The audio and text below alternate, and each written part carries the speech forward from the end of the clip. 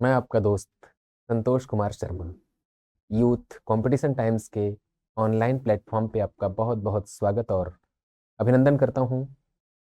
आज आपके लिए लेकर आया हूँ भौतिक विज्ञान अर्थात फिजिक्स के कुछ सवाल। फिजिक्स में दोस्तों आज हम लोग बात करेंगे ऊष्मा के बारे में। ऊष्मा अर्थात हीट। हीट किसे कहते हैं बच्चों? ऊष्मा एक प्रकार की ऊर्जा है। हीट क्या है? It is a form of energy. जैसे वैद्युत ऊर्जा होती है, प्रकाश ऊर्जा होती है, ध्वनि ऊर्जा होती है, रासायनिक ऊर्जा होती है, उसी प्रकार से ऊष्मा क्या है? एक प्रकार की ऊर्जा है। ऊष्मा अर्थात गर्माहट। ऊष्मा को गर्माहट भी आप कह सकते हैं। तो इसमें हम लोग पढ़ेंगे ताप और तापमापन के बारे में। पहला सवाल आपकी स्क्रीन पर देखिए आ रहा है, लगभग किस टेम्परेचर पे जल का घनत्व सबसे अधिक होता है दोस्तों? तो घनत्व का मतलब क्या होता है? गाढ़ापन। घनत्व का मतलब गाढ़ापन। पानी सबसे ज्यादा गाढ़ा कब होता है? गाढ़ा मतलब उसका घनत्व सबसे ज्यादा कब होता है? पानी सबसे ज्यादा भारी कब होता है? तो पानी सबसे ज्यादा भारी होता है दोस्तों 4 डिग्री सेल्सियस पे। पानी सबसे ज्यादा भारी कब होता है? 4 डिग्री सेल्सियस पे बच्चों। ये जो 4 डिग्री सेल्सियस आप देख रहे हैं, ये डिग्री सेल्सियस में दिया हुआ है 4। इसको केल्विन में बदलना है। तो आप जानते हैं कि डिग्री सेल्सियस को जब आप केल्विन में बदलते हैं तो क्या किया जाता है बच्चों? 273 को जोड़ दिया जाता है। तो 4 में 273 जैसे ही जोड़ेंगे तो ये हो जाएगा बच्चों 277 केल्विन। ठीक है, आइए देखते हैं ऑप्शन में कहाँ पे है। पहला नहीं है, दूसरा नहीं, तीसरा ऑप्शन दोस्तों सही है। 764 के लिए ऑप्शन नंबर सी को लॉक किया जाए। 277 केल्विन टेम्परेचर पे जल का घनत्व सर्वाधिक होता है। राइट। अगले सवाल पे आपको ले चलें दोस्तों। आरआरबी एनटीपीसी का सवाल था ये। अगला सवाल आपके सामने 765। 37 डिग्री सेल्सियस तापमान लगभग किस फ़ारेनहाइट के बराबर होता है बच्चों? सवाल नंबर 765। तो ऑप्शन नंबर डी को लॉक किया जाए। ये एक स्वस्थ मनुष्य के शरीर का तापमान होता है। जब आपको बुखार ना हो, आप बिल्कुल फिट हों, स्वस्थ हों, उस समय आपका जो बॉडी टेम्परेचर होता है, आपके शरीर का जो तापमान होता है बच्चों, वो लगभग 37 डिग्री सेल्सियस या 98.6 डिग्री फ़ारेनहाइट होता है। तो F-32/9 बराबर C/5। इस फॉर्मूले में बच्चों जहां पे C लिखा हुआ वहां पे आप 37 रख दीजिएगा। तो ये हो जाएगा 37/5 बराबर F-32/9।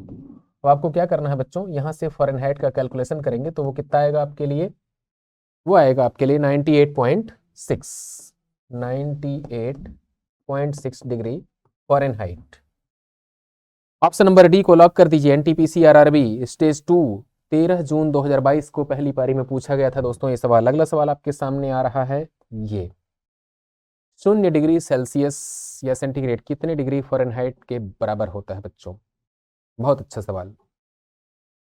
0 डिग्री सेल्सियस टेम्परेचर कितने डिग्री फ़ारेनहाइट के बराबर होता है? तो आप क्या करिएगा बच्चों, F-32/9 बराबर C/5।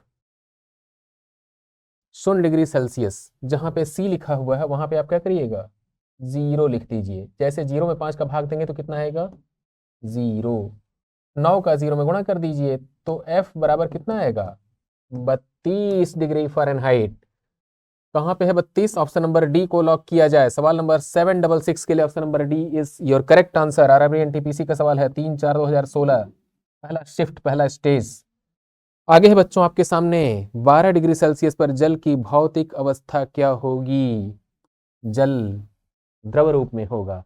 12 डिग्री सेल्सियस पे जो आपका पानी है, जो जल है, वो क्या होगा बच्चों? द्रव के रूप में होगा, लिक्विड के फॉर्म में होगा। वह गैस या ठोस के फॉर्म में नहीं होगा। तो ऑप्शन नंबर सी को लॉक किया जाए। आरआरबी एनटीपीसी का सवाल है 3/3/2021 को पूछा गया था। अगला सवाल आपके सामने आ रहा है, -200 डिग्री सेल्सियस बराबर what is the value of Fahrenheit. बहुत बढ़िया सवाल। क्या करिएगा, F-32/9 बराबर C/5। आप ऐसा कीजिए, जहां पे C लिखा हुआ हो -200 लिख दीजिए। तो F-32/9 बराबर -200/5। 5 से भाग देंगे बच्चों तो 40 बार जाएगा, और 40 का 9 में गुणा करेंगे तो 40 नमा 360 निगेटिव में। तो F बराबर हो जाएगा 360 प्लस 32। 360 में से 30 गया 330, 328 आना चाहिए बच्चों निगेटिव में, -328 डिग्री फ़ारेनहाइट। -328 डिग्री फ़ारेनहाइट, ये है आपका करेक्ट आंसर सवाल नंबर 768 के लिए। Option number B is your correct answer. RRB के लोको पायलट का सवाल है बच्चों, स्टेज 2, 21/1/2021। क्या खूबसूरत कॉम्बिनेशन है। 21 जनवरी 2021 को पूछा गया था बच्चों ये सवाल आपके स्क्रीन पर। अगला सवाल आ रहा है ये, पानी का हिमांक बिंदु क्या है, किस टेम्परेचर पे, फ़ारेनहाइट में पूछा गया है, किस टेम्परेचर पे पानी जम जाएगा। तो पानी बच्चों वैसे तो 0 डिग्री सेल्सियस पे जम जाता है, लेकिन 0 डिग्री सेल्सियस टेम्परेचर को अगर आप फ़ारेनहाइट में बदलते हैं तो यह 32 डिग्री फ़ारेनहाइट के बराबर आता है। लिहाजा आप 32 डिग्री फ़ारेनहाइट पे टिक मार दीजिए। कैसे आता है ये आप देखना चाहें तो एक बार मैं आपके लिए फिर से हल कर दे रहा हूं। F-32/9 बराबर C/5 ऐसे कर लीजिए। जहां पे C लिखा हुआ है वहां पे आप लिख दीजिए शून्य। जैसे यहां शून्य करेंगे तो 0/5 हो जाएगा, ये बराबर शून्य। इस शून्य को 9 में गुणा कर दीजिए तो हो जाएगा बच्चों आपके पास F-32 बराबर 0, इसलिए F बराबर 32 डिग्री फ़ारेनहाइट। ओके, सवाल नंबर 769 के लिए ऑप्शन नंबर डी को लॉक किया जाए। जल का हिमांक बिंदु 32 डिग्री फ़ारेनहाइट, अर्थात टेम्परेचर आपका जब फ़ारेनहाइट स्केल पर 32 डिग्री सेल्सियस हो, 32 डिग्री फ़ारेनहाइट हो, तो आपका जल क्या होगा बच्चों, ठोस में बदल जाएगा, बर्फ में बदल जाएगा। आरआरबी एनटीपीसी का 19/4/2016 का सवाल है, पहली पारी पहला स्टेज। आगे देखिए बच्चों, -273.15 डिग्री सेल्सियस तापमान इनमें से किसके बराबर होता है बच्चों। बहुत बढ़िया सवाल। ये 0 केल्विन के बराबर होता है बच्चों। ये -273.15 डिग्री सेल्सियस जो होता है वो 0 के। ऑप्शन नंबर ए को लॉक किया जाए। आरआरबी एनटीपीसी का सवाल है बच्चों 770। अगला सवाल आपके सामने स्क्रीन पर आ रहा है बच्चों, ये देखिए क्या है सवाल। कहा जा रहा है अगले सवाल में आपसे,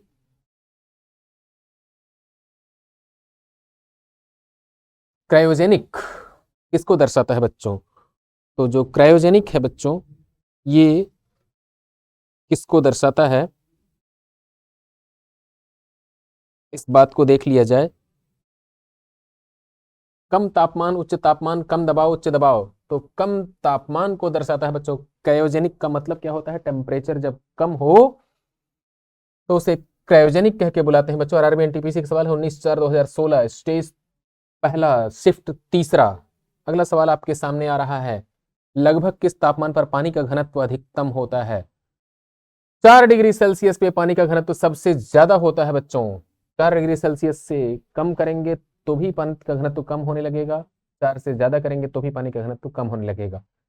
4 डिग्री सेल्सियस वो टेम्परेचर है जब पानी का घनत्व मैक्सिमम होता है। अगला सवाल आपके सामने ये रहा, किस तापमान पर पानी का घनत्व सबसे अधिक होता है बच्चों। वही सवाल फिर से आया है, RRB junior engineer 2014 red pepper का सवाल है ये, 14/12/2014। 4 डिग्री सेल्सियस टिक मार दीजिए। ऑप्शन नंबर डी को लॉक किया जाए। अगला सवाल आपके सामने 775, किस ताप पर जल का घनत्व अधिकतम होता है।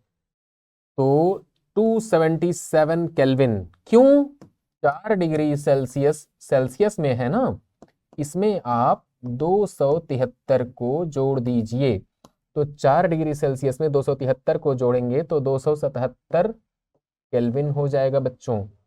ये आपके लिए करेक्ट आंसर होगा। अगला सवाल आपके सामने आ रहा है, केल्विन पैमाने का मानक कक्षीय तापमान कितना होता है?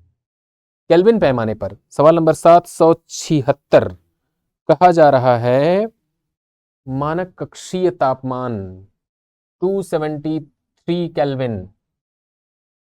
0 डिग्री सेल्सियस को ही आप केल्विन में कन्वर्ट कर दीजिए, जो आएगा बच्चों वो मानक, जैसे आप कहते हैं ना STP, standard temperature and pressure. तो स्टैंडर्ड जो टेम्परेचर होता है बच्चों वो कितना होता है? 0 डिग्री सेल्सियस में, और उसको केल्विन में बदल देंगे तो 0 में 273 जोड़ दीजिएगा, जो आएगा वो 273 आएगा बच्चों। सवाल नंबर 776 के लिए ऑप्शन नंबर सी को लॉक किया जाए। अगला सवाल आपके सामने ये रहा, 372 डिग्री सेल्सियस को केल्विन पैमाने में परिवर्तित करें। 372 डिग्री सेल्सियस को केल्विन पैमाने पर ले जाना है, तो क्या करेंगे बच्चों? 372 में 273 को जोड़ दीजिए। लीजिए हमने जोड़ दिया, 3 2 5 हो जाएगा बच्चों, 7 7 14 हो जाएगा बच्चों, और 3 2 5 1 645 केल्विन। 645 कहाँ पे है? ऑप्शन नंबर बी को लॉक किया जाए बच्चों। सवाल नंबर 777 के लिए ऑप्शन नंबर बी को लॉक किया जाए। आरआरबी जूनियर इंजीनियर इलेक्ट्रिकल 19/9/2019 का सवाल है, तीसरे शिफ्ट का बच्चों। अगला सवाल आपके सामने स्क्रीन पर आ रहा है, सेंटीग्रेड जो तापमान के माप का यूनिट है निम्नलिखित में से किस पर नामित है?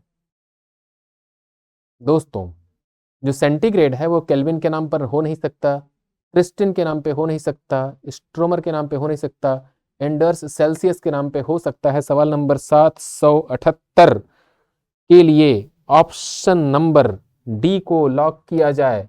इन्हीं एंडर्स सेल्सियस महोदय के नाम पर सेंटीग्रेड तापमान का नाम रखा गया है बच्चों, इसीलिए सेल्सियस भी कहा जाता है सेंटीग्रेड को। अगला सवाल आपके सामने आ रहा है बच्चों, ये सेल्सियस और फ़ारेनहाइट स्केल पर किस तापमान पर एक समान पठन दर्शाएगा? बिल्कुल रटा रटाया सवाल है, -40 डिग्री सेल्सियस या -40 डिग्री फ़ारेनहाइट। इस सवाल की गहराई में आपको ले चलता हूं। देखिए पूछा यह गया है कि वह कौन सा तापमान है, वह कौन सा टेम्परेचर है जो सेल्सियस वाले थर्मामीटर से नापा जाए तो, और फ़ारेनहाइट वाले थर्मामीटर से नापा जाए तो दोनों ही केसेस में इक्वल आए, रीडिंग सेम आए। तो उसके लिए आप F - 32/9 इक्वल टू C/5 ऐसे लिख लीजिए, और जहां पे F है बच्चों वहां पे C लिख लीजिए, क्योंकि F और C बराबर होने वाले हैं। तो आपने यहां पर जब C लिख लिया है, ये हो जाएगा C - 32/9 बराबर C/5, क्रॉस मल्टीप्लाई कर दीजिए, तो ये हो जाएगा 9C equal to 5C - 160। 5C को उठा के इधर लाइए, तो 9C में से 5C घटाएंगे तो 4C इक्वल टू -160। इसलिए C बराबर -160 में 4 का भाग देंगे तो यह आ जाएगा 40 डिग्री सेल्सियस या 40 डिग्री फ़ारेनहाइट। यह भी माइनस में है। तो बच्चों -40 डिग्री सेल्सियस या -40 डिग्री फ़ारेनहाइट वह टेम्परेचर पॉइंट है, वह ताप बिंदु है जो सेल्सियस पैमाने पर और फ़ारेनहाइट पैमाने पर इक्वल होता है। सवाल नंबर 779 के लिए ऑप्शन नंबर सी को लॉक किया जाए। आरआरबी जूनियर इंजीनियर 2014 का सवाल है बच्चों, 14/12/2014 रेड पेपर। अगला सवाल आपके सामने आ रहा है, ये परम शून्य ताप की प्राप्ति होती है प्रणाली की आणविक संवेग के शून्य हो जाने पर समुद्र स्तर पर -273 डिग्री सेल्सियस के तापमान पर पृथ्वी के केंद्र पर। सवाल नंबर 780 के लिए बच्चों, -273 डिग्री सेल्सियस तापमान, इसको जब आप केल्विन में चेंज करेंगे तो 0 के आएगा, उसी को परम शून्य कहते हैं। तो परम शून्य ताप क्या होता है बच्चों? -273 डिग्री सेल्सियस के टेम्परेचर को परम शून्य या एब्सोल्यूट जीरो कह के बुलाया जाता है। आरआरबी जेई का सवाल है, 14/12/2014 ग्रीन पेपर। आगे है दोस्तों आपके सामने ताप शून्य निरपेक्ष के मान पर पहुंचता है, एब्सोल्यूट जीरो कब होता है? -273 के। निर्वात की स्थिति में पृथ्वी के केंद्र पर जब तंत्र की आणविक गति शून्य हो जाती है, तो दोस्तों एब्सोल्यूट जीरो जो होगा बच्चों वो -273 डिग्री सेल्सियस पे होता है, ना कि -273 केल्विन पे। तो आप किस पे टिक लगाएंगे सवाल नंबर 781 के लिए बच्चों? जब तंत्र की आणविक गति शून्य हो जाए, उस सिस्टम की मॉलिक्यूलर मूवमेंट जीरो हो जाए, मतलब उसके मॉलिक्यूल गति करना बंद कर दें, उस समय बच्चों एब्सोल्यूट जीरो कहते हैं। सवाल नंबर 782, एक एल्कोहल का क्वथनांक 78 डिग्री सेल्सियस है, केल्विन पैमाने पर तापमान क्या होगा? सेल्सियस में 78 है बच्चों, तो केल्विन में बदलना है इसको। क्या करिएगा? 78 डिग्री सेल्सियस को 273 में 78 को जोड़ दीजिएगा, तो 8 3 11 हो जाएगा बच्चों, 7 7 14, 1 15 हो जाएगा बच्चों, और 2 और 1 351 केल्विन। 351 केल्विन पे टिक मार दिए। सवाल नंबर 782, ऑप्शन नंबर डी, ये लोको पायलट और टेक्नीशियन का सवाल है बच्चों। कब पूछा गया था? 9/8/2018, तीसरी पारी में पूछा गया सवाल है ये।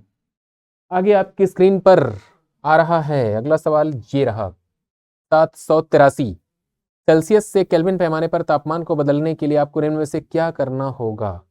दिए गए तापमान को 273 से गुणा करें, हरगिज नहीं, दिए गए तापमान में 273 जोड़ें, यही सही है। ठीक है, तो ऑप्शन नंबर बी को लॉक कर दीजिए बच्चों, यही करेक्ट आंसर है। ये पूछा गया है आपसे आरआरबी ग्रुप डी में। कब कब पूछा गया है? 19/9/2018, 8/10/2018, और एएलपी और टेक्नीशियन 9/8/2018।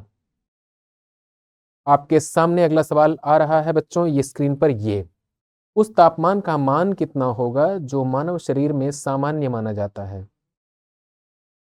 98.6 degree Fahrenheit. सवाल नंबर 784, सवाल नंबर 784 के लिए बच्चों ऑप्शन नंबर सी को लॉक किया जाए। हम जब स्वस्थ होते हैं, हमें बुखार नहीं होता, हेल्दी होते हैं, प्रसन्न होते हैं, खुश रहते हैं, पूरी तरह से स्वस्थ रहते हैं, उस समय हमारे शरीर का जो तापमान होता है वो कितना होता है? 98.6 डिग्री फ़ारेनहाइट। ठीक है प्यारे बच्चों, सवाल नंबर 784 के बाद हम आपको ले चलते हैं 785 पे। ये सवाल आरआरबी के एनटीपीसी में पहले स्टेज में 27/4/2016 को पहली पारी में पूछा गया था बच्चों। अगला सवाल आपके सामने ये रहा, मानव शरीर का सामान्य तापमान 98.6 डिग्री फ़ारेनहाइट 98.6 डिग्री फ़ारेनहाइट होता है।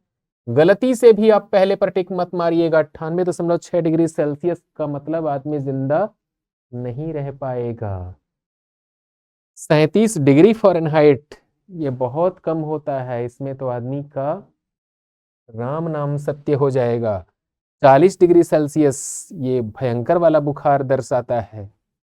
आप क्या करिएगा? ऑप्शन नंबर बी को लॉक करें, 98.6 डिग्री फ़ारेनहाइट। देखभाल के टिक लगाइएगा। अगला सवाल बच्चों आपके सामने आ रहा है ये, लेकिन ये सवाल पूछा गया था एनटीपीसी में 23 फरवरी 2021 को, पहली पारी पहला स्टेज।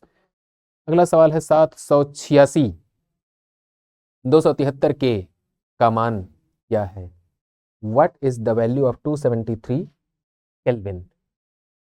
0 डिग्री सेल्सियस, सेल्सियस में चेक कन्वर्ट करना है बच्चों। 0 degree Celsius equal to 273 kelvin. बहुत आसान सवाल, आरआरबी ग्रुप डी का सवाल है, और ये है सवाल नंबर 786।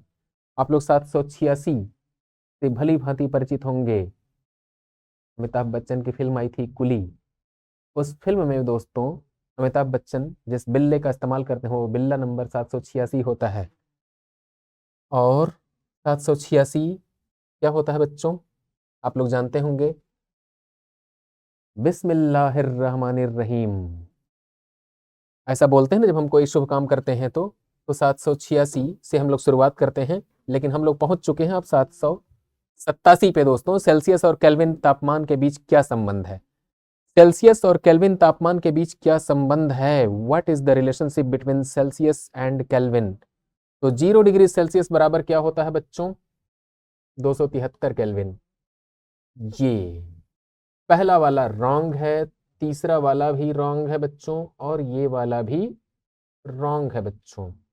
ऑप्शन नंबर बी को लॉक करिए, 787 के लिए option number B RRB group D का सवाल था ये।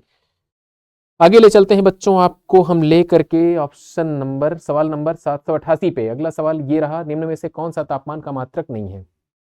केल्विन है, सेल्सियस है, फॉरेनहाइट है, पास्कल नहीं है। मार दीजिए टिक, ऑप्शन नंबर बी लॉक करिए। आरआरबी ग्रुप डी का सवाल था बच्चों ये। अगला सवाल आपके सामने आ रहा है 789। किस तापमान पर पानी तरल और ठोस दोनों स्थितियों में विद्यमान हो सकता है? बहुत बेहतरीन सवाल है। पानी किस टेम्परेचर पे तरल और ठोस और गैस भी, जल वाष्प भी, तीनों स्थितियों में विद्यमान होता है बच्चों? वो होता है टेम्परेचर 0 डिग्री सेल्सियस, है ना। 0 डिग्री सेल्सियस को हम लोग कहते हैं, क्या कहते हैं 0 डिग्री सेल्सियस को बच्चों? 0 डिग्री सेल्सियस को हम लोग कहते हैं जल का त्रिक बिंदु। त्रिक बिंदु अर्थात ट्रिपल पॉइंट। देखिए, जल वाष्प, वाटर वेपर, जल यानी कि द्रव, और बर्फ यानी कि ठोस। 0 डिग्री सेल्सियस वो टेम्परेचर है जिस टेम्परेचर पे पानी अपने तीनों ही अवस्थाओं में उपस्थित होता है। इसीलिए उस टेम्परेचर का नाम रखा जाता है बच्चों जल का त्रिक बिंदु, ट्रिपल पॉइंट। याद रखिएगा हमेशा के लिए, जल का ट्रिपल पॉइंट 0 डिग्री सेल्सियस होता है। सवाल नंबर 789 आरआरबी ग्रुप डी का सवाल। अगला सवाल आपके सामने स्क्रीन पर आ रहा है 790। केल्विन पैमाने पर पानी का हिमांक क्या होगा? हिमांक मतलब पानी जिस टेम्परेचर पे हिम में बदल जाए। हिम अर्थात बर्फ। पानी जिस टेम्परेचर पे बर्फ में बदल जाए उस टेम्परेचर को हिमांक कहते हैं।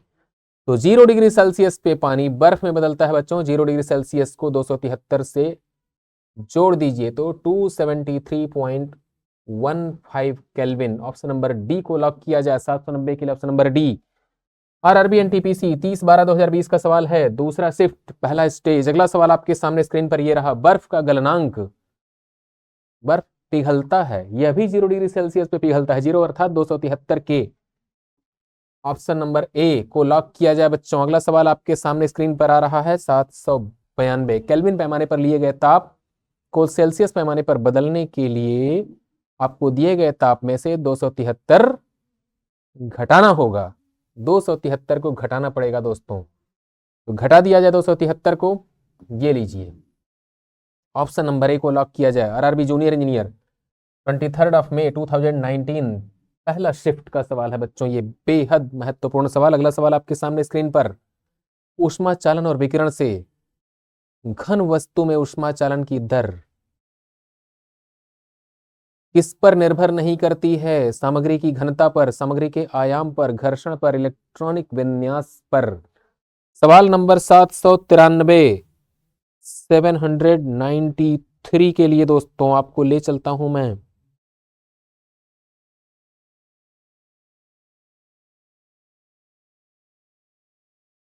घन वस्तु में ऊष्मा चालन की दर सामग्री की घनता पर, सामग्री के आयाम पर, इलेक्ट्रॉनिक विन्यास पर, इन तीनों बातों पर निर्भर करता है, किसी पे निर्भर नहीं करता है। क्यों? क्योंकि ऊष्मा का घर्षण से कोई ताल्लुक नहीं है। लिहाजा सवाल नंबर 793 के लिए ऑप्शन नंबर सी को लॉक करें।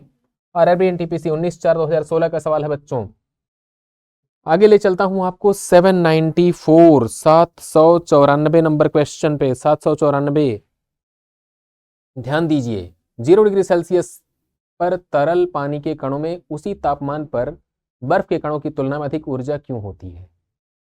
0 डिग्री सेल्सियस पर तरल पानी के कणों में उसी तापमान पर बर्फ के कणों की तुलना में अधिक ऊर्जा क्यों होती है? क्योंकि बर्फ से तरल पानी में रूपांतरण की प्रक्रिया के दौरान पानी के कण ऊष्मीय ऊर्जा को अवशोषित करते हैं ना। क्योंकि बर्फ से जल में रूपांतरण की प्रक्रिया के दौरान पानी के कण ऊष्मीय ऊर्जा को अवशोषित करते हैं, जी नहीं। क्योंकि बर्फ से तरल पानी में रूपांतरण की प्रक्रिया के दौरान पानी के कण ऊष्मीय ऊर्जा को विकिरित करते हैं, जी नहीं। क्योंकि बर्फ से तरल पानी में रूपांतरण की प्रक्रिया के दौरान बर्फ के कण ऊष्मीय ऊर्जा को अवशोषित करते हैं। इसलिए ऑप्शन नंबर डी को लॉक किया जाए। सवाल नंबर 794 ऑप्शन नंबर डी को लॉक कर दीजिए बच्चों। अगला सवाल आपके सामने आ रहा है, ये ताप का अंतरण, अंतरण को अंग्रेजी में ट्रांसफर कहते हैं। ट्रांसफर ऑफ टेम्परेचर या हीट ट्रांसफर मुख्य रूप से चालन, संवहन और विकिरण विधियों से होता है। कैसे होता है बच्चों? सवाल नंबर 795 आरआरबी जूनियर इंजीनियर का सवाल है, 14/12/2014 ग्रीन पेपर। बहुत अच्छा सवाल। सवाल नंबर 795 के लिए दोस्तों ऑप्शन नंबर, गर्म जल को ले जाने वाले इंसुलेटेड पाइप में, रेफ्रिजरेटर, फ्रीजर बॉयल में, बॉयलर भट्टियों में, किसी संघनित्र में। बॉयलर की जो भट्टियां होती हैं बच्चों, वहां पे चालन भी होता है, संवहन भी होता है और विकिरण भी होता है। बॉयलर आप जानते हैं, पानी को बॉयल करने का बड़ा सिस्टम, जहाँ पे पावर हाउस होते हैं, थर्मल पावर प्लांट होते हैं जहाँ पे, वहाँ पे हमारे पास बॉयलर होता है। आप जिस कमरे में बैठे हुए इस कमरे से भी बड़े बड़े प्रेशर कुकर, ऐसा आप सोच लीजिए, है ना। उसमें पानी को भर देते हैं और बाहर से आग का इंतज़ाम करते हैं। इसको कहा जाता है वाटर ट्यूब बॉयलर। कई बार ऐसा होता है कि पानी बाहर होता है, आग कुकर के अंदर जलाई जाती है, उसको कहते हैं फायर ट्यूब बॉयलर। तो हम लोग बात कर रहे हैं बच्चों बॉयलर भट्टियों के बारे में। तो वहाँ पे पानी का जो खौलने का प्रोसेस है, पानी के उबलने का प्रोसेस है, उसमें ऊष्मा चालन विधि से भी चलती है, संवहन विधि से भी चलती है और विकिरण से भी चलती है। ये तीनों ही उद्देश्य बॉयलर भट्टियों में पूरे होते नजर आते हैं बच्चों। ऑप्शन नंबर सी को लॉक करिए। अगला सवाल आपके सामने दोस्तों ये रहा, विकिरण द्वारा ऊष्मा का स्थानांतरण मुख्य रूप से निर्भर रहता है इसके तापमान पर, पिंड की प्रकृति पर, इसके पृष्ठ के विस्तार और प्रकार पर, उपरोक्त सभी पर। सवाल नंबर 796 दोस्तों ऑप्शन नंबर डी को लॉक किया जाए। विकिरण अर्थात रेडिएशन टेम्परेचर पे डिपेंड करता है, पिंड का स्वभाव कैसा है और इसके पृष्ठ का विस्तार और प्रकार कैसा है, इन सारी बातों में निर्भर करता है बच्चों विकिरण द्वारा हीट का transfer. RRB JE 2014 red pepper 14/12/2014 का सवाल है बच्चों। अगला सवाल देखिए, ऊष्मीय प्रसार से रिलेटेड है। ऊष्मीय प्रसार किसको कहते हैं? What is the meaning of thermal expansion? Thermal expansion का मतलब है बच्चों, जब किसी वस्तु को आप गर्म करते हैं तो उसकी साइज बढ़ जाती है। लोहे का एक सरिया आप ले लें, उसको आप गर्म करते हैं तो उसकी लंबाई बढ़ जाएगी, चौड़ाई बढ़ जाएगी, आयतन बढ़ जाएगा। तो नीचे एक अभिकथन और एक कारण दिया गया है। अभिकथन में कहा जा रहा है लोहे की पटरियों के बीच एक छोटा सा अंतराल छोड़ दिया जाता है। क्यों? लोहा गर्मियों में फैलता है। आप जानते हैं बच्चों, लोहे की जो पटरियां होती हैं उनमें एक गैप छोड़ देते हैं, करीब 2 सेंटीमीटर के आसपास का गैप, 2.5 सेंटीमीटर का छोड़ दिया जाता है। क्यों छोड़ दिया जाता है? गर्मी के दिनों में लोहे की पटरियां एक्सपैंड करती हैं, फैलती हैं, तो उनको फैलने के लिए स्पेस दिया जाता है। ना दिया जाए तो टेढ़ी हो जाएंगी और रेल गिर सकती है, ट्रेन डिरेल हो सकती है बच्चों। स्टेटमेंट भी सही है और उसका रीजन भी सही है। ऑप्शन नंबर किस पे टिक मार दिया जाए? सी पे। ए और आर दोनों सही हैं और आर ए की उचित व्याख्या है। सवाल नंबर 797 ऑप्शन नंबर सी को लॉक किया जाए दोस्तों। आरआरबी एनटीपीसी 16/4/2016 का सवाल, स्टेज नंबर पहला, शिफ्ट नंबर दूसरा। आगे है दोस्तों आपके सामने 798।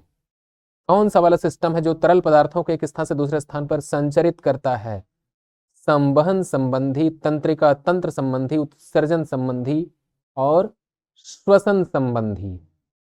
तो दोस्तों तरल पदार्थों को एक जगह से दूसरी जगह पर संचरित कौन करता है? संवहन। सवाल नंबर 798 का सवाल ऑप्शन नंबर ए को लॉक किया जाए बच्चों। संवहन। कन्वेक्शन, जैसे कन्वेक्शन का मतलब होता है आप भगोने में पानी भर दीजिए और उसको गैस पे चढ़ा दीजिए और पानी को गर्म होने दीजिए, तो सबसे पहले ये वाला जो भगोने की सतह है उससे लगा हुआ जो पानी का लेयर है वो गर्म होगा, गर्म होगा तो हल्का होगा, हल्का होगा तो ये उठेगा, ऊपर जाएगा और जो ठंडा पानी है वो भारी है, वो नीचे आएगा बच्चों। तो पानी का संचरण हो रहा है, पानी यहां से उधर जा रहा है, उधर से इधर आ रहा है। तो पानी का जो संचरण है एक स्थान से दूसरे स्थान पर, वो संवहन विधि से हो रहा है। ऑप्शन नंबर ए को लॉक किया जाए सवाल नंबर 798 के लिए। आरआरबी ग्रुप डी का सवाल था ये। अगला सवाल आपके सामने, संवहन पदार्थ की वास्तविक गति द्वारा ऊष्मा स्थानांतरण की एक प्रणाली है दोस्तों। जो संवहन है पदार्थ की वास्तविक गति द्वारा ऊष्मा स्थानांतरण की एक प्रणाली है। और आगे है बच्चों, ऑप्शन नंबर ए को लॉक किया जाए 799 को। ऑप्शन नंबर ए 799 को ऑप्शन नंबर ए से लॉक किया जाए सवाल नंबर। अगला सवाल दोस्तों आपके सामने आ रहा है, लेकिन ये लोको पायलट और टेक्नीशियन का सवाल स्टेज 2 8/1/2019 को पूछा गया था बच्चों। लॉक कर दीजिए कन्वेक्शन या संवहन को 799 के लिए। सवाल नंबर 800, हम लोगों ने 800 सवाल पार कर लिए। द्रव और गैसों में ताप अंतरण का मुख्य कारण क्या है? संवहन, द्रव में और गैस में टेम्परेचर के ट्रांसफर का बहुत बड़ा रीजन है बच्चों। ऑप्शन नंबर बी को लॉक करिए, संवहन। अगला सवाल है बच्चों आपके सामने 801, सुचालक, कुचालक और उष्मारोधी, कंडक्टर और नॉन कंडक्टर इंसुलेटर। ये जो कंडक्टर इंसुलेटर और नॉन कंडक्टर है, ये किसके कंडक्टर हैं बच्चों? हीट के कंडक्टर हैं। और हीट के इंसुलेटर हैं, हीट के नॉन कंडक्टर हैं। ऊनी कपड़े शरीर को जाड़े में गर्म रखते हैं, क्यों? इसलिए बच्चों क्योंकि ऊन जो है वो ऊष्मा का कुचालक है। ऊष्मा का कुचालक मतलब आपके शरीर की जो गर्माहट है, शरीर की जो ऊष्मा है, वो शरीर से निकल के वायुमंडल में नहीं जा पाती और आपको गर्म रखती है। गर्म रखती है मतलब जिस ताप पे आपका शरीर है उसे ताप को बनाए रखती है, मेंटेन रखती है ना? तो ऑप्शन नंबर ए को लॉक किया जाए। सीनियर सेक्शन इंजीनियर का सवाल है 21/12/2014 का सवाल, सेट नंबर 8 ग्रीन पेपर दोस्तों। अगला सवाल आपके सामने आ रहा है 802, निम्नलिखित में से कौन सा विकल्प उष्णता का कुचालक है? उष्णता मतलब होता है गर्माहट, हीट। कुचालक मतलब बैड कंडक्टर। लकड़ी, हीरा, पानी, माइका। माइका दोस्तों 802, माइका मतलब अभ्रक कहते हैं माइका को। पानी, हीरा, लकड़ी, चारों को चेक करिए सवाल नंबर 802 के लिए बच्चों। तो इसमें से लकड़ी जो है वो कुचालक है। लकड़ी क्या करता है दोस्तों? गर्माहट को एक तरफ से दूसरी तरफ जाने से रोकता है। हीरा क्या करेगा? हीट को ट्रांसफर होने में मदद करेगा। पानी भी मदद करेगा, माइका भी मदद करेगा बच्चों। माइका आप लोगों ने देखा होगा, आप कपड़ा प्रेस करने का जो आपके पास आयरन होता है, उसको कभी पेचकस लेके खोल दें अगर आप, तो उसमें आपको अभ्रक यानी कि माइका की एक लेयर नजर आती है। ये इलेक्ट्रिसिटी का तो बैड कंडक्टर है, लेकिन हीट का गुड कंडक्टर है, याद रखिएगा। लिहाजा आप माइका पे टिक मत लगाइएगा, आप टिक लगाएंगे लकड़ी पे। अगला सवाल दोस्तों आपके सामने ये रहा, बोरोसिलिकेट ग्लास बर्तन का माइक्रोवेव ओवन में प्रयोग किया जाता है। माइक्रोवेव ओवन में किसका इस्तेमाल होता है बच्चों? सवाल नंबर 803 आपके सामने आ रहा है। यह भंगुर नहीं है, यह अत्यधिक ऊष्मा का प्रतिरोधी है, किसी भी अन्य बर्तन से अधिक तेजी से खाना बनाता है, ऊर्जा कुशल होता है। जी नहीं, ऑप्शन नंबर बी को लॉक करें। यह अत्यधिक ऊष्मा प्रतिरोधी है मतलब हीट को एक तरफ से दूसरी तरफ तक जाने नहीं देता है, इसलिए इसको ऊष्मा का प्रतिरोधी कहते हैं दोस्तों। ऑप्शन नंबर बी को लॉक किया जाए। एनटीपीसी आरआरबी 11/4/2016 का सवाल, दूसरा शिफ्ट पहला स्टेज। इनमें से कौन विद्युत का काफी अच्छा चालक है? माइका, बैकेलाइट, ग्रेफाइट, शुष्क वायु। सूखी हुई हवा, ग्रेफाइट, बैकेलाइट और माइका। सवाल नंबर 804 के लिए दोस्तों कहा जा रहा है कौन है जो विद्युत का काफी अच्छा चालक है, इलेक्ट्रिसिटी का गुड कंडक्टर।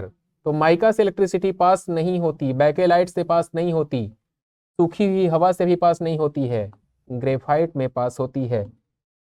पेंसिल शार्प कीजिए, जो उसके अंदर लीड आपको काले रंग की या भूरे रंग की नजर आती है बच्चों, ग्रे कलर की लीड देखते हैं आप ना, वही ग्रेफाइट है। वो विद्युत का बेहतरीन कंडक्टर है। गुड कंडक्टर ऑफ इलेक्ट्रिसिटी है। तो आपको टिक लगाना है किस पे? ग्रेफाइट पे। ऑप्शन नंबर सी को लॉक किया जाए। सवाल नंबर 804 आरआरबी एनटीपीसी का सवाल है 17 जनवरी 2017। पहला स्टेज, तीसरा शिफ्ट। अगला सवाल दोस्तों आपके सामने, किसी वस्तु में किसकी उपस्थिति के कारण वह विद्युत का सुचालक बनता है? तो इलेक्ट्रॉन की उपस्थिति के कारण विद्युत का सुचालक बनता है बच्चों।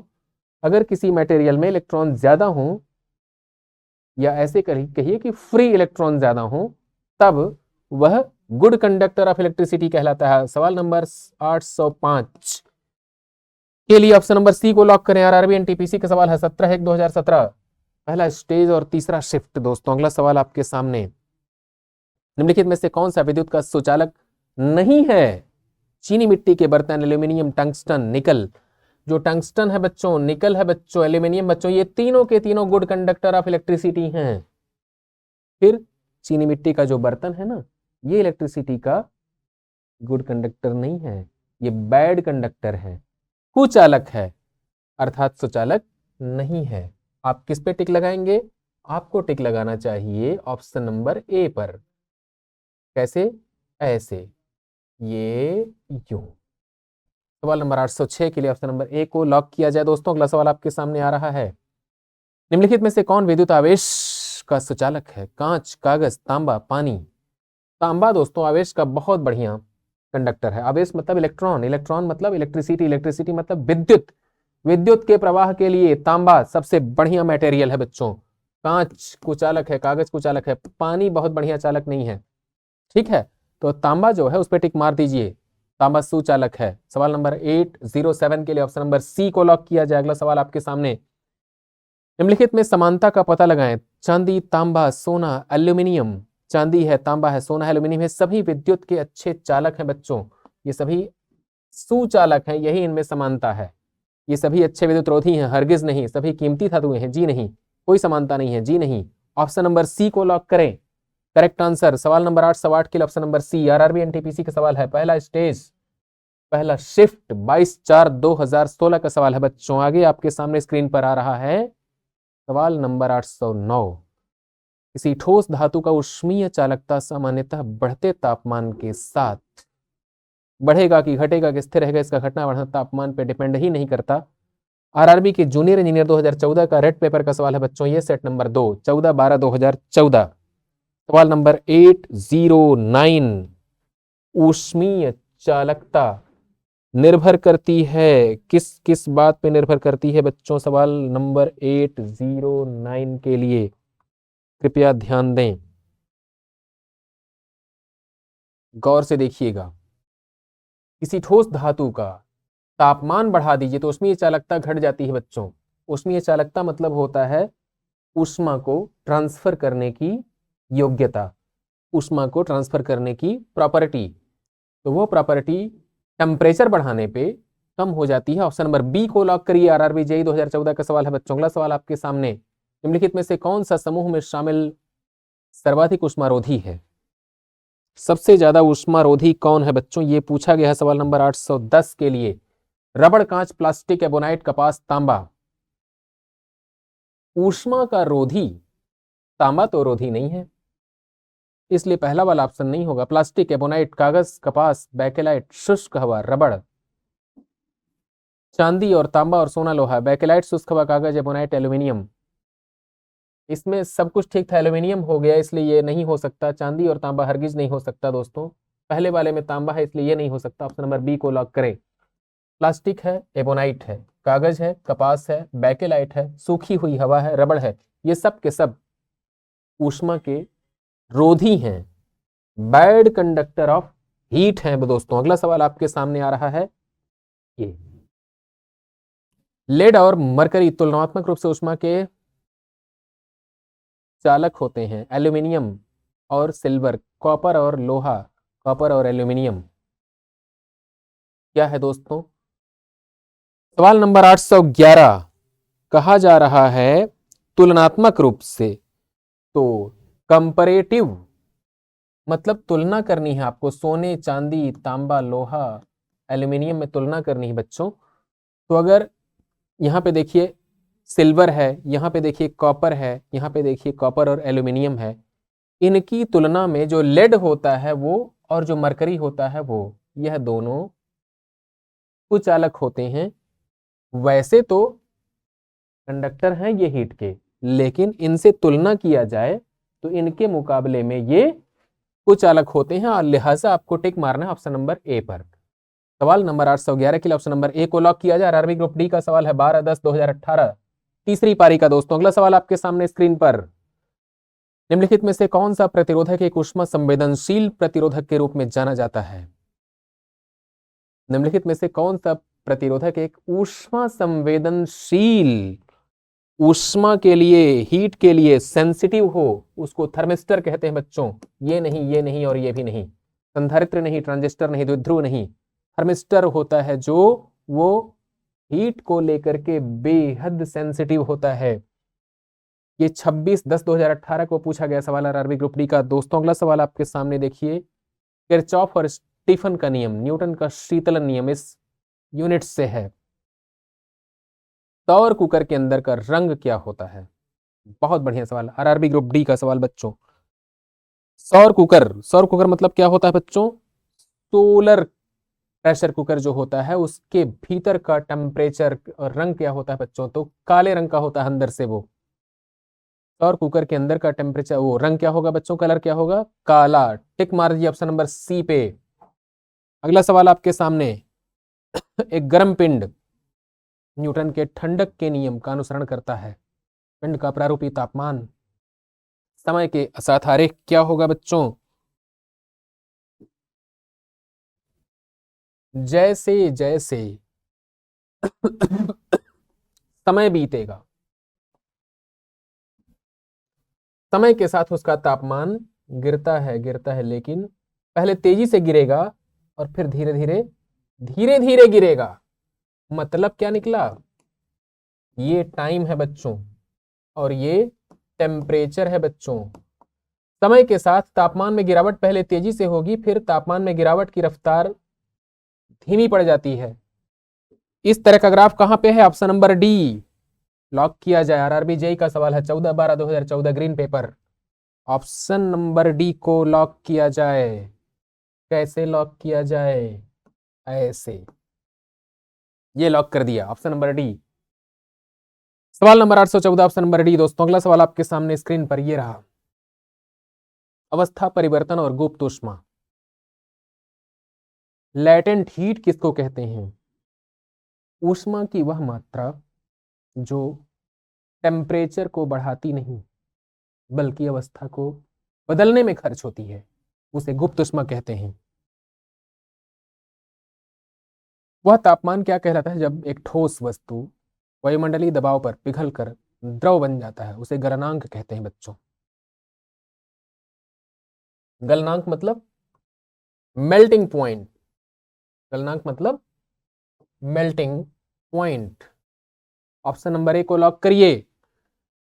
अगला सवाल ये रहा, जिस तापमान पर तरल अपनी तरल अवस्था से ठोस अवस्था में बदलता है उसे कहते हैं हिमांक बिंदु। ऑप्शन नंबर बी को लॉक करिए दोस्तों, एनटीपीसी 7/4/2016। अगला सवाल आपके सामने आ रहा है, 257 डिग्री सेल्सियस पर जल की भौतिक स्थिति क्या है? ये दोस्तों गैस के रूप में होगा। 257 डिग्री सेल्सियस पे किस फॉर्म में होगा? ये गैस के रूप में होगा बच्चों। ऑप्शन नंबर बी को लॉक करिए। जब पानी को आप उबालते हैं, खौलाते हैं, गर्म करते हैं, पानी का टेम्परेचर जैसे ही 100 डिग्री सेल्सियस पहुंचता है ये गैस के रूप में कन्वर्ट हो जाती है। और जब पानी का गैस में परिवर्तन हो जाता है बच्चों, उसके बाद आप उसका टेम्परेचर बढ़ाइए, बढ़ाइए और बढ़ाइए, बढ़ते बढ़ते 257 डिग्री सेल्सियस पर ले जाइए, तब भी यह गैस अवस्था में ही रहेगा। इसको स्टीम कहेंगे, भाप कहेंगे, है ना? तो सवाल नंबर 817 के लिए ऑप्शन नंबर बी को लॉक करें। आरआरबी ग्रुप डी का सवाल है 3/12/2018। दोस्तों दूसरी पारी का अगला सवाल आपके सामने है, पानी का क्वथनांक होता है, आप पानी का क्वथनांक जानते हैं, 100 डिग्री सेल्सियस होता है ना? लेकिन दोस्तों आप इसको फ़ारेनहाइट में कैसे बदलाएंगे? फ़ारेनहाइट बदलने के लिए F-32/9 बराबर C/5। F-32/9 बराबर, जहां पे C लिखा हुआ है वहां पे 100 लिख दीजिएगा अपॉन 5 बराबर क्या हो जाएगा 20। 20 नवा 180, 180 में 32 को जोड़ दीजिए बच्चों, तो F बराबर आएगा 212 degree Fahrenheit. 212 degree Fahrenheit. Option number B को लॉक करें। 212 डिग्री फ़ारेनहाइट पे पानी उबलने लगता है। और सेल्सियस में बात करें तो 100 डिग्री सेल्सियस पर पानी उबलना शुरू होता है। अगला सवाल बच्चों, सवाल नंबर 819। ये वाला सवाल आया था एनटीपीसी में 19/4/2016 को। पहला स्टेज, दूसरा शिफ्ट। हिमीकरण, फ्रीजिंग, तापमान पर पानी के पाइप फट जाते हैं, ऐसा क्यों होता है? एक्सपेंशन के कारण होता है बच्चों। एक्सपेंशन का मतलब होता है जब पानी बर्फ में बदलता है, जैसा कि आपके पहाड़ों पर होता है, लेह में, लद्दाख में, द्रास में, और कभी कभी शिमला में, सिरमौर में, किन्नौर में, जो आपके पहाड़ी राज्य हैं। पानी पाइप के भीतर पानी टंकी से आपके घरों तक आ रहा है, रास्ते में टेम्परेचर 0 डिग्री सेल्सियस हो गया और पानी बर्फ में बदल गया। जब पानी बर्फ में बदलेगा तो उसका आयतन बढ़ता है, और जब उसका आयतन बढ़ता है दोस्तों, तो पता है क्या होता है? पाइप फट जाती है। इस प्रक्रिया को एक्सपेंशन कहते हैं। ये अंग्रेजी में ऐसे लिखिएगा, एक्सपेंशन। ये है ना। तो हिमीकरण, तापमान पर पानी के पाइप फट जाते हैं, ऐसा एक्सपेंशन के कारण होता है। ऑप्शन नंबर ए को लॉक करिए दोस्तों। अगला सवाल आपके सामने ये रहा, पानी का क्वथनांक बिंदु केल्विन पैमाने पर क्या होगा? बहुत बढ़िया सवाल। सेल्सियस पैमाने पर 100 डिग्री सेल्सियस, इसमें 273 को जोड़ दीजिए तो ये हो जाएगा 373 के 373 केल्विन। ऑप्शन नंबर सी को लॉक किया जाए बच्चों। सवाल number 820, option number C correct answer है। आगे आपके सामने ये रहा दोस्तों, उस तापमान को क्या कहते हैं जिस पर वायुमंडलीय दाब द्रव उबलना शुरू कर देता है? उस तापमान को क्या कहते हैं जिस पर वायुमंडलीय दाब पर द्रव उबलना शुरू कर देता है? द्रव उबलता है बच्चों, उसको क्वथनांक कहते हैं। क्वथनांक मतलब बॉइलिंग टेम्परेचर या बॉइलिंग पॉइंट। आरआरबी के ग्रुप डी का सवाल है बच्चों। अगला सवाल आपके सामने ये रहा, पानी का क्वथनांक बिंदु सेल्सियस में 100 डिग्री सेल्सियस होता है बच्चों। सवाल number 822, option number A correct answer. RRB group D का सवाल है, 28/9/2018 को पूछा गया था। सापेक्षिक आर्द्रता और वाष्पीकरण, रिलेटिव ह्यूमिडिटी और वेपोराइजेशन, जल का वाष्पीकरण क्यों होता है? हिमांक बिंदु पर, संगलन तापमान पर, समस्त तापमान पर, क्वथनांक बिंदु पर। 823 नंबर सवाल। 823 के लिए दोस्तों ऑप्शन नंबर सी को लॉक किया जाए। पानी का वेपोराइजेशन सभी टेम्परेचर पे होता है, वो टेम्परेचर चाहे 0 हो, 10 हो, 20 हो, 100 हो, 100 से भी ज्यादा अगर कर दें तो ऑलरेडी वो स्टीम में बदल जाता है दोस्तों। तो वेपोराइजेशन तो हमेशा होता रहता है, इसलिए आप ऑप्शन नंबर सी पे टिक मार दिए, समस्त तापमान पर। आरआरबी ग्रुप डी का सवाल था ये। अगला सवाल आपके सामने आ रहा है 824। कहा जा रहा है दोस्तों, उबलना एक सतही परिघटना है, गलन एक सतही परिघटना है, वाष्पीकरण हिमीकरण। दोस्तों अगला सवाल जो आपके सामने है उसके लिए ऑप्शन नंबर डी को टिक मार दीजिए। ये है वाष्पीकरण। वाष्पीकरण का मतलब होता है वेपोराइजेशन। जैसे पानी आपने भर के रखा है किसी बर्तन में, तो इसमें से पानी का वेपोराइजेशन क्या होगा? इस सतह से होता है, अंदर के पानी का नहीं। जो पानी सरफेस पे है, ऊपरी सतह पे है, उसका वाष्पीकरण होगा दोस्तों 824 के लिए option number C. RRB group D का सवाल है 5/10/2018 तीसरी पारी में मिट्टी के बर्तन में रखा हुआ जल गर्मियों में भी ठंडा रहता है, किस वजह से ठंडा रहता है? वाष्प उत्सर्जन, संघनन, रूपांतरण, वाष्पन। सवाल नंबर 825 ऑप्शन नंबर डी को लॉक किया जाए। वाष्पन यानी कि वेपोराइजेशन के कारण दोस्तों मिट्टी के बर्तन में रखा पानी गर्मियों में भी ठंडा रहता है, वेपोराइजेशन होता रहता है और ठंडा रहता है। अगला सवाल आपके सामने ये रहा, रेफ्रिजरेटर निम्नलिखित में से किस प्रिंसिपल पर काम करता है? बहुत बढ़िया। सवाल नंबर 826 के लिए दोस्तों ये वाष्पीकरण के सिद्धांत पर काम करता है रेफ्रिजरेटर। सवाल नंबर 826 आरआरबी एनटीपीसी का सवाल है दोस्तों। स्टेज पहला 28/4/2016 को पूछा गया था सवाल। दूसरी पारी में रेफ्रिजरेटर निम्नलिखित में से किस प्रिंसिपल पे काम करता है? ये सवाल अगर इम्तिहान में आता है तो आप टिक लगाइएगा वाष्पीकरण पे, है ना, ऑस्मोसिस पे नहीं, केंद्रापसरण पे नहीं, फैलाव पे नहीं। किस पे टिक लगाएंगे? वाष्पीकरण पे। आगे है गर्मी अवशोषित करने के लिए तरल के वाष्पीकरण के सिद्धांत का प्रयोग कहाँ किया जाता है? सवाल नंबर 827। तो अभी पिछले सवाल में आप लोगों ने देखा था रेफ्रिजरेटर में क्या किया था बच्चों? गर्मी को सोखने के लिए, गर्मी को अवशोषित करने के लिए तरल के वाष्पीकरण, जो तरल है उसको वाष्प में बदल दिया जाए, इस वाले थ्योरी का इस्तेमाल किया जाता है रेफ्रिजरेटर में। सवाल नंबर 827 दोस्तों। अगला सवाल ये आरआरबी एनटीपीसी का सवाल था 31/3/2016 को पूछा गया था बच्चों।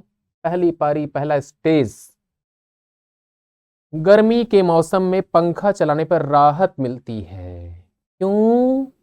पंखे की हवा से हमारा पसीना तेजी से वाष्प बन के उड़ जाता है, पंखे से हवा चलती है तो हमारे शरीर से अधिक गर्मी निकलती है। जी नहीं, ऑप्शन नंबर ए को लॉक किया जाए।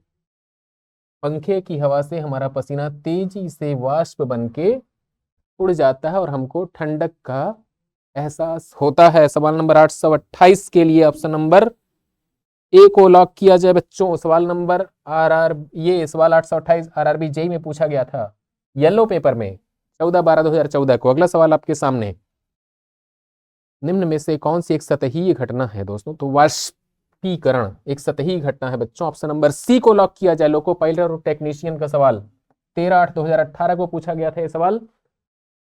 अगला सवाल आपके सामने 830 किसी तरल की समान मात्रा के लिए निम्नलिखित में से किस प्रक्रिया की गति सबसे धीमी होगी?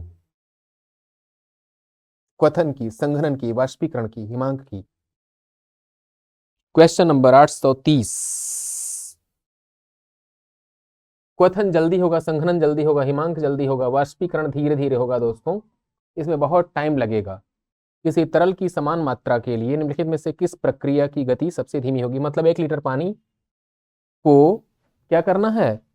क्वथन, संघनन, वाष्पीकरण, हिमांक, चारों ऑपरेशन के लिए आप चेक करेंगे तो वेपोराइजेशन में सबसे ज्यादा समय खर्च होगा, है ना, उबलने में कम टाइम लगेगा। संघनन अर्थात जैसे बादलों से वर्षा की बूंदें बनती हैं उसको संघनन कहते हैं बच्चों, कंडेंसेशन।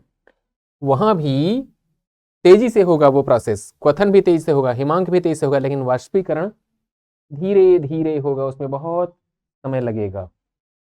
तो ऑप्शन नंबर सी को लॉक करिए। एएलपी और टेक्नीशियन का सवाल था 14/8/2018 का। अगला सवाल दोस्तों आपके सामने ये है ऊष्मागतिकी अर्थात थर्मोडायनेमिक्स, इस यूनिट से। तो थर्मोडायनेमिक्स का पहला सवाल आपके सामने स्क्रीन पर आ रहा है बच्चों। इनमें से कौन सा वैद्युत उपकरण जूल के तापन नियम पर आधारित नहीं है? जूल का तापन नियम, इलेक्ट्रिक केटली, इलेक्ट्रिक आयरन, इलेक्ट्रिक सर्किट में जो इस्तेमाल होता है फ्यूज, ये 3 बातें जूल के तापन नियम पर आधारित हैं, लेकिन ये प्लग और स्विच नहीं है।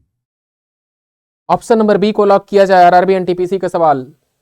बिल्कुल रिलैक्स हो जाइए बच्चों। क्या करना है आपको? आपको ध्यान देना है कि वैद्युत प्लग और स्विच, ये जो 2 एपैरेटस हैं, ये तापन नियम पर आधारित नहीं है। अगला सवाल आपके सामने बच्चों ये रहा, गर्मी सीधे थर्मल ऊर्जा का मापन से संदर्भित नहीं होती, अणुओं की गति से संदर्भित नहीं होती, वैद्युत चुंबकीय तरंगों के माध्यम से स्थानांतरण, पदार्थ के थर्मोडायनेमिक गुण से संबंधित नहीं होती है। सवाल नंबर 832 आरआरबी एनटीपीसी का सवाल है 19/4/2016 को, बहुत ही इंपॉर्टेंट सवाल है दोस्तों। अगला सवाल ये रहा है 832, कहा जा रहा है गर्मी सीधे किससे संदर्भित नहीं होती है, तो थर्मल एनर्जी के मापन से संबंधित नहीं होती है, बाकी इससे रिलेटेड होती है, इससे भी होती है और इससे भी होती है।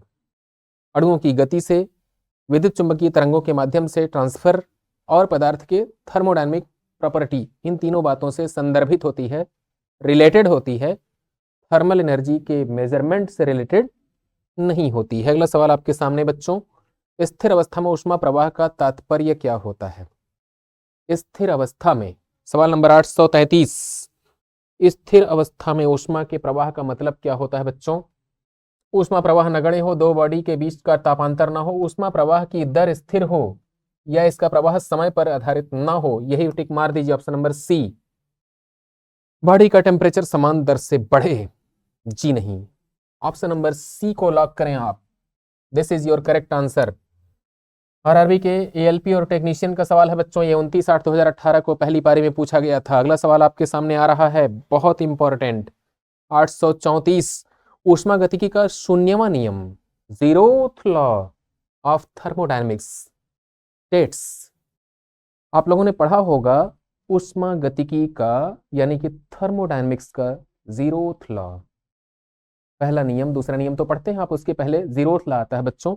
वो क्या कहता है, इस बात को आपको देखना है। आरआरबी जेई का सवाल है, 2 बार पूछा गया है, 14/12/2014 और फिर 14/12/2014, एक रेड पेपर में, ग्रीन पेपर, मतलब एक ही दिन, एक ही तारीख को 2 अलग अलग सेट में यह सवाल शामिल किया गया था। इससे आप समझिए कि सवाल कितना जरूरी है आपके लिए, कितना इंपॉर्टेंट है दोस्तों। सवाल नंबर 834, ध्यान दें, दो उष्मागतिक निकाय, निकाय मतलब सिस्टम, प्रणाली, दो उष्मागतिक निकाय सदैव एक दूसरे के साथ ऊष्मा संतुलन में होते हैं। यदि दो प्रणालियां ऊष्मीय संतुलन में हैं तो तीसरी सिस्टम भी ऊष्मीय संतुलन में होगी। यदि दो प्रणालियां तीसरी प्रणाली के साथ ऊष्मीय संतुलन में नहीं हैं तो भी वे एक दूसरे के साथ संतुलन में होंगे। जब दो सिस्टम तीसरी के साथ ऊष्मा संतुलन में है तो वे एक दूसरे के साथ ऊष्मा संतुलन में होती हैं। ये वाला करेक्ट है बच्चों, ऑप्शन नंबर डी को लॉक कर दें। जैसे यूं समझिए कि इसका नाम है ए और इसका नाम है बी, उसका नाम है सी। कहा जा रहा है जब ए बी के बराबर है और ए सी के बराबर है तो बी और सी जरूर बराबर होंगे, यही बात कही जा रही है। जब दो सिस्टम तीसरे सिस्टम के साथ ऊष्मीय संतुलन में हैं, यानी कि मिस्टर बी और मिस्टर सी ए के साथ ऊष्मीय संतुलन में हैं, तो वो आपस में भी ऊष्मीय संतुलन में होंगे। यही बात जीरोथ लॉ में कही जाती है। ऑप्शन नंबर डी को लॉक कीजिए दोस्तों, आपके लिए बहुत इंपॉर्टेंट है। अगला सवाल, निम्न में से कौन सही है? जल का विशिष्ट आयतन जब 0 डिग्री सेल्सियस पर ऊष्मा दी जाती है, पहले बढ़ता है और फिर घटता है, पहले घटता है फिर बढ़ता है, समान रूप से बढ़ता है, समान रूप से घटता है। आरआरबी लोको पायलट का सवाल है बच्चों, ये 835, गौर से देखिएगा। जल का विशिष्ट आयतन पहले घटेगा बच्चों और फिर बढ़ेगा, ये ऑप्शन नंबर बी को लॉक कर दीजिए। 0 डिग्री सेल्सियस पर जब उसको आप ऊष्मा देंगे तो उसका वॉल्यूम, उसका आयतन पहले क्या होगा? कम होगा, फिर क्या होगा? बढ़ेगा। तो आप टिक मार दीजिए सवाल नंबर 835 के लिए ऑप्शन नंबर बी पे। लोको पायलट और टेक्नीशियन का 29/8/2018 का तीसरी पारी का सवाल था बच्चों। अगला सवाल आपके सामने, ब्रह्मांड की एंट्रोपी की प्रवृत्ति क्या होती है? सवाल नंबर 836, बहुत अच्छा सवाल दोस्तों, आरआरबी जेई 2014 का 14/12/2014 रेड पेपर का सवाल है बच्चों। ये पूरे यूनिवर्स की एंट्रोपी की प्रवृत्ति क्या होती है? अधिकतम होती है। ऑप्शन नंबर डी को लॉक करें, ऑप्शन नंबर डी आपका करेक्ट आंसर है। अगला सवाल आपके सामने आ रहा है, जिसका तापमान लिया जाना है उसे स्पर्श किए बिना जिस उपकरण से उसका तापमान मापा जा सकता है उसे क्या कहते हैं? सवाल नंबर 837। विकिरण या अवरक्त पायरोमीटर, भरण प्रणाली या फील्ड सिस्टम तापमापी, पारद वाली ग्लास तापमापी, ऊष्मा विद्युत पायरोमीटर। जिसका टेम्परेचर लेना है उसको टच ना करें। आपको बुखार है कि नहीं, आपके शरीर को बिना छुए यह देखना चाहते हैं, तो जिस उपकरण का इस्तेमाल करेंगे बच्चों, उस उपकरण को क्या कहते हैं? विकिरण या अवरक्त पायरोमीटर। इंफ्रारेड, अवरक्त मतलब क्या होता है? इंफ्रारेड। पायरोमीटर। मार दीजिए टिक। सवाल नंबर 837 आरआरबी जेई 14/12/2014 का सवाल ग्रीन पेपर का। पहला ऑप्शन सही है दोस्तों। अगला सवाल आपके सामने ये रहा स्क्रीन पर 838। एक उष्मागतिक सिस्टम में उष्मा संतुलन तब प्राप्त किया जाता है जब दो पिंड समान ऊष्मा तक पहुंचते हैं, समान ऊष्मीय ऊर्जा तक, समान एंट्रोपी तक, समान तापमान तक, समान आणविक ऊर्जा तक। सवाल नंबर 838 ऑप्शन नंबर सी को लॉक कीजिए। सवाल नंबर 838 के ऑप्शन नंबर सी। समान टेम्परेचर पे जब पहुंचेंगे बच्चों तब हम कहेंगे कि ऊष्मीय संतुलन में है। उनका टेम्परेचर जब इक्वल होगा तब हम कहेंगे कि समान तापमान तक पहुंच चुके हैं। आरआरबी जेई 14/12/2014 ग्रीन पेपर का सवाल था ये। अगला सवाल आपके सामने। एक ऊष्मागतिक प्रणाली में वह प्रक्रिया जिसमें आयतन स्थायी रहता है वह समदाब प्रक्रिया, सममितीय, सर्वोष्म, समदेशिक क्या कहलाती है दोस्तों? 839 सवाल नंबर 839 के लिए क्या करना है दोस्तों? ग्रीन पेपर का सवाल है ये आरआरबी जेई के लिए। बड़े आराम से देखिएगा। समदाब नहीं हो सकता, रुद्धोष्म नहीं हो सकता, समदैशिक नहीं हो सकता, सममितीय। जब आयतन कांस्टेंट हो तब उसको कहते हैं बच्चों सममितीय प्रक्रिया या सममितीय सिस्टम। सवाल नंबर 839 के लिए ऑप्शन नंबर बी को लॉक करें। आरआरबी जेई का सवाल था ये। अगला सवाल आपके सामने देखिए, फिर से आरआरबी जेई का सवाल ग्रीन पेपर का। दाब और आयतन का गुणनफल तथा आंतरिक ऊर्जा के योगफल को क्या कहते हैं? किया गया कार्य कहते हैं, एंट्रोपी कहते हैं, एंथैल्पी कहते हैं, इनमें से कुछ भी नहीं कहते। सवाल नंबर 840 आरआरबी जेई का सवाल है बच्चों। बहुत बढ़िया सवाल 840। इसको कहते हैं दोस्तों दाब और आयतन के लिए पीवी और आंतरिक ऊर्जा यू के योगफल को क्या कहते हैं? एंथैल्पी कहते हैं दोस्तों। अगला सवाल पहुंचने से पहले देख लीजिए 840 के लिए option number C correct answer है। आरआरबी जेई का सवाल है 14/12/2014 ग्रीन पेपर। आपके सामने अगला सवाल स्क्रीन पर आ रहा है। हीट से संबंधित भौतिक विज्ञान की शाखा को क्या कहते हैं? उष्णता, इसको ऑप्टिक्स नहीं कहते, अकाउस्टिक्स नहीं कहते, रिलेटिविटी नहीं कहते, थर्मोडायनेमिक्स कहते हैं। आरआरबी एनटीपीसी का सवाल 16/4/2016। दूसरा शिफ्ट, पहला स्टेज थर्मोडायनेमिक्स कहते हैं दोस्तों, जिसमें हम लोग ऊष्मा के बारे में पढ़ाई करते हैं, हीट के बारे में पढ़ाई करते हैं। फिजिक्स की उस ब्रांच का नाम क्या है? उसे कहते हैं थर्मोडायनेमिक्स। अगला सवाल 842 क्या है दोस्तों? 842 गौर से देखिएगा 842 नंबर सवाल को। ऊष्मागतिकी के किस नियम के द्वारा ऊर्जा संरक्षण के नियम को जानते हैं? पहले नियम के थ्रू ऊर्जा संरक्षण का नियम दोस्तों, ठीक है। Law of conservation of heat. Heat को ना तो हम उत्पन्न कर सकते हैं और ना तो हम नष्ट कर सकते हैं, एक रूप से दूसरे रूप में परिवर्तित कर सकते हैं। इसका ख्याल आपको रखना है दोस्तों। सवाल नंबर 842 आरआरबी के सीनियर सेक्शन इंजीनियर का सवाल है 21/12/2014 को ग्रीन पेपर सेट नंबर 8। अगला सवाल आपके सामने आ रहा है। किसका प्रयोग स्वचालित हीटिंग उपकरण में तापमान को नियंत्रित करने के लिए किया जाता है? सवाल नंबर 843 बहुत बढ़िया सवाल है दोस्तों। 843 रेक्टिफायर, ट्रांसफार्मर, विभव नियंत्रक, जी नहीं, थर्मोस्टेट का प्रयोग किया जाता है। कहां पे? स्वचालित हीटिंग उपकरणों में तापमान को नियंत्रित करने के लिए आप कपड़ा प्रेस करने का जो आपके पास आयरन है उसके टेम्परेचर को आप काबू में रखना चाहते हैं, तो पानी गर्म करने का गीजर है आपके पास, उसके टेम्परेचर को आप काबू में रखना चाहते हैं, तो थर्मोस्टेट का इस्तेमाल किया जाता है बच्चों ऐसी जगहों पे। सवाल नंबर 843 के लिए ऑप्शन नंबर डी को लॉक करें। आरआरबी जेई स्टेज 2 1/8/2019 का सवाल है। तीसरी शिफ्ट का अगला सवाल आपके सामने आ रहा है 844। एक आदर्श गैस समीकरण के लिए एंथैल्पी में परिवर्तन डेल्टा एच क्या होगा यदि ताप में परिवर्तन डेल्टा टी दिया गया है, जहां सीपी और सीवी दिए हुए हैं। तो क्या होगा बच्चों? सवाल नंबर 844। सवाल नंबर 844 के लिए ऑप्शन नंबर डी को CV upon CP into delta T, CV upon CP को डेल्टा टी से गुणा कर दें। ये होता है बच्चों एंथैल्पी में परिवर्तन, चेंज इन एंथैल्पी। सवाल नंबर 844 आरआरबी का सीनियर सेक्शन इंजीनियर 21/12/2014 को येलो पेपर सेट नंबर 7 का सवाल है बच्चों। ये आगे आपके सामने देखिए 845 ऊष्मा संतुलन हीट बजट क्या है? What is the heat budget? तो हीट बजट दोस्तों है सूर्य से उत्सर्जित ऊष्मा और पृथ्वी द्वारा अवशोषित आपतित ऊष्मा के बीच संतुलन। सौर विकिरण पृथ्वी द्वारा अवशोषित आपतित ऊष्मा और विकिरण के रूप में बाहर जाने वाली ऊष्मा के बीच संतुलन, इसी को कहते हैं ऊष्मा संतुलन।